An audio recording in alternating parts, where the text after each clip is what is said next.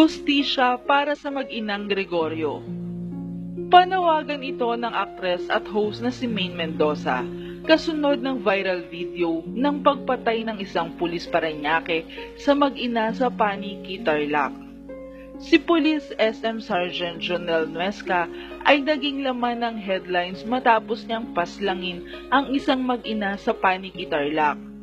Binaril ni Nuesca si Sonia Gregorio at ang anak nitong si Frank Anthony Gregorio matapos mag-away sa bahay ng mga biktima. Makikita sa video na nakayakap si Aling Sonia sa kanyang anak nang sila ay barilin ng pulis.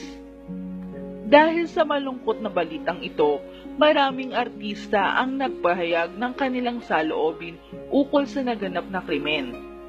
Kabilang dito sila Maine Mendoza, Julian San Jose, Maris Racal, Roby Domingo, Rafi Tima, Richard Juan at Alex Diaz.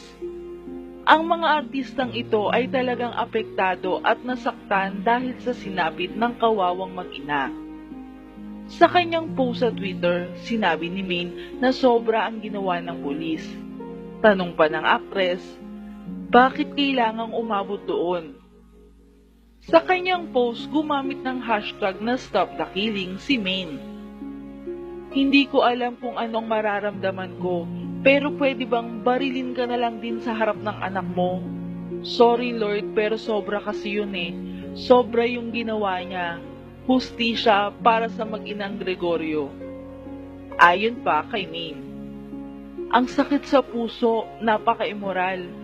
Saad naman ni Julian. Paano na lang kung walang video yun? Tweet naman ni Maris Racal. Saad naman ni Roby Domingo, just saw this video. Where's the commitment to serve and to protect? This disgusts me. Tapos we'll hear the words, we'll investigate it. We need justice. Filipinos deserve better. Our law enforcement does not make us feel safe. Our streets do not feel safe. This is not okay. Pahayag ni Alex Diaz. Marami pang artista ang nagbigay ng kani-kanilang reaksyon ukol sa nakakadurog ng pusong pangyayaring ito.